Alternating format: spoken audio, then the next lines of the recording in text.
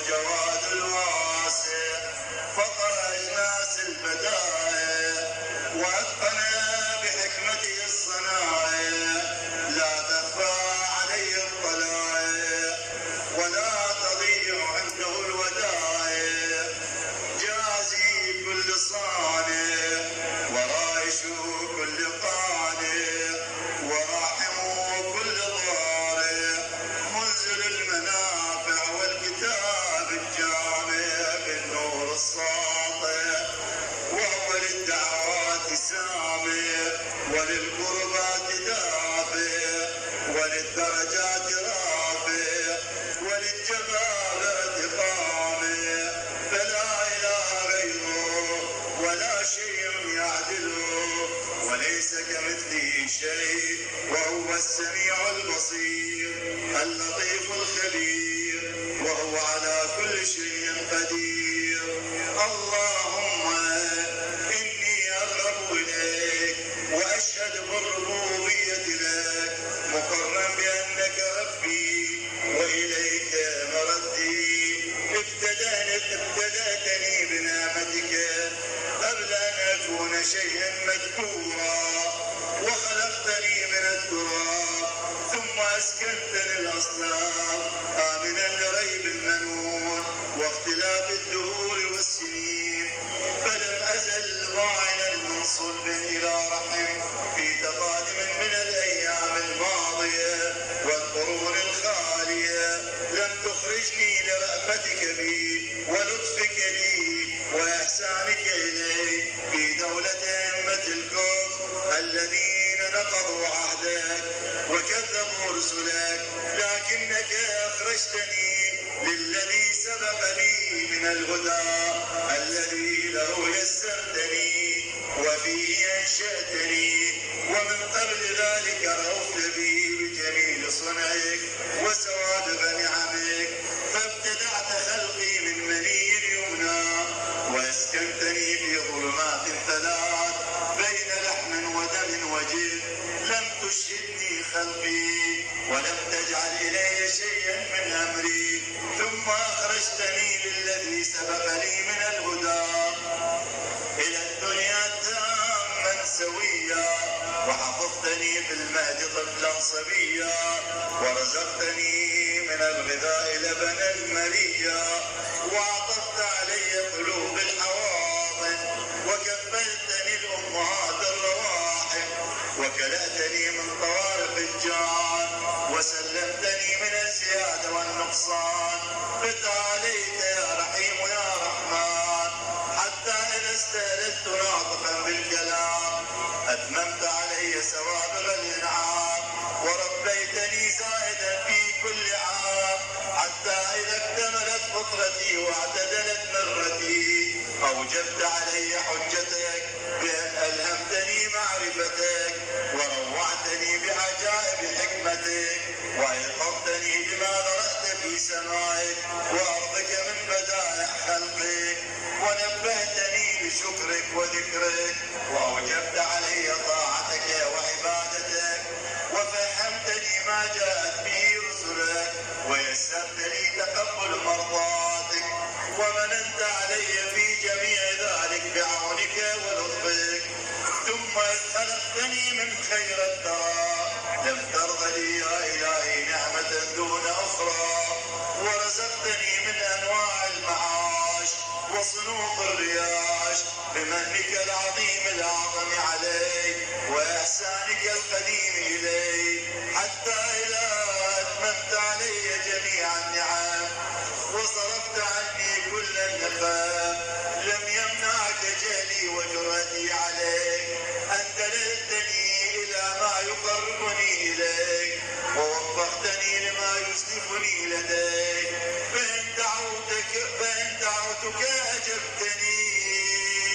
وإن سألتك أعطيتني، وإن أطعتك شكرتني، وإن شكرتك زدتني، كل ذلك إكمال لأنعمك علي وإحسانك إلي، فسبحانك سبحانك من مبدئ معيد حميد مجيد، تقدست أسماؤك وعظمت عددا وذكرا أم أي عطاياك أقوم بها شكرا وهي يا ربي أكثر من أن يحصيها العادون أو يبلغ علما بها الحافظون. ثم ما صرفت ودرأت عني اللهم من الضر والضراء أكثر مما ظهر لي من العافية والسراء. وأنا أشهد يا إلهي بحقيقة إيماني وعقد عتمات يقيني وخالص صريح توحيدي وباطل مكنون ضميري وحلائق مجال نور بصري وأسارير صفحة جبيني وخرق مسارب نفسي وخذاري ثمار الأرنيني ومسارب سماخ سمعي وما أضمت وأطبقت عليه شفتاي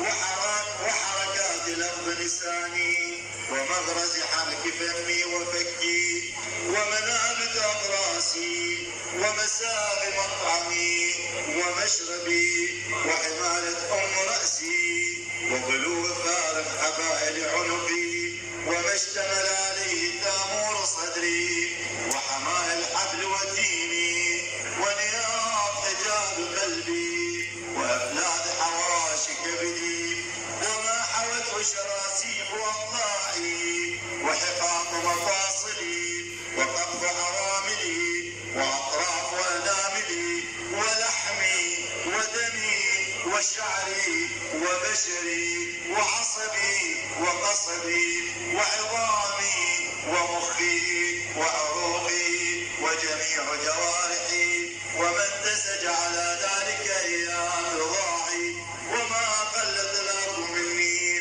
ونومي ويقظتي وسكوني وحركات ركوعي وسجودي أم لو حاولت واشتهت مدى الآثار والأحقاف لو عمرتها أن أؤدي شكر واحدة من أنعمك ما استطعت ذلك إلا بمنك الموجب عليه به شكرك أبدا جديدا وثناء طالبا عتيدا أجل ولو حرصت أنا والعادون بإنعامك أن نحصي مدى إنعامك سالفه وآلفه ما حصرناه عددا ولا أحصيناه أمدا أيام أن ذلك وأنت المخبر في كتابك الناطق والنبأ الصادق وإن تعدوا نعمة الله لا تحصوها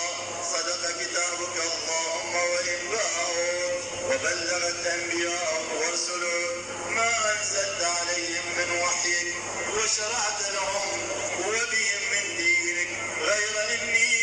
يا إلهي أشهد بجهدي وجدي ومبلغ طاعتي ووسعي وأقول مؤمنا موقنا الحمد لله الذي لم يتخذ ولدا فيكون موروثا ولم يكن له شريك في ملكه فيضاده فيما ابتدع ولا ولي من الذل فيرفده فيما صنع فسبحانه لو كان فيهما آلهة إلا الله لفسدتا وتفطرتا سبحان الله الواحد الأحد الصمد الذي لم يلد ولم يولد ولم يكن له كفوا أحد الحمد لله حمدا يعادل حمد ملائكته المقربين وأنبيائه المرسلين وصلى الله على خيرته محمد خاتم النبيين وآله الطيبين الطاهرين المخلصين.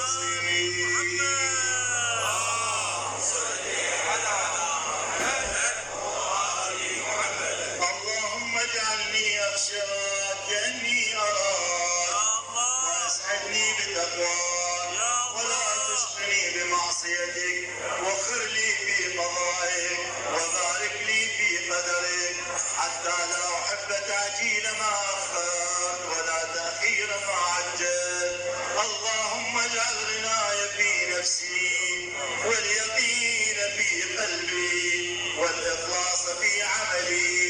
والنور في بصري والبصير في ديني ومتعني بجوارحي سمعي وبصر الوارثين مني، وانصرني على من ظلمني، وأرني في داري وماربي، وأقر بذلك عيني. اللهم اكشف كربتي واستر عورتي واغفر لي خطيئتي واخسى شيطاني وفك رهاني، واجعل لي يا إله الدرجة العليا في الآخرة والأولى. اللهم لك الحمد كما خلقتني فجعلتني سميعا بصيرا، ولك الحمد كما خلقتني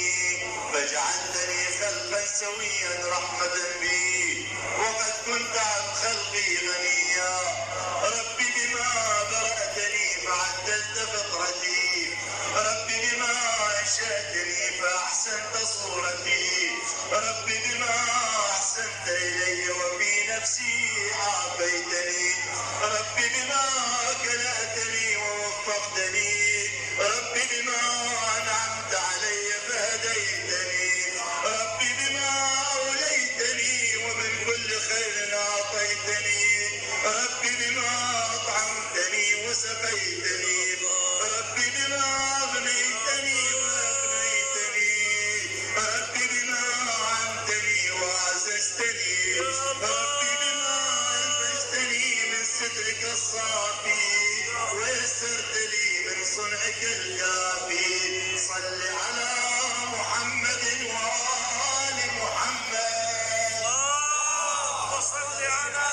محمد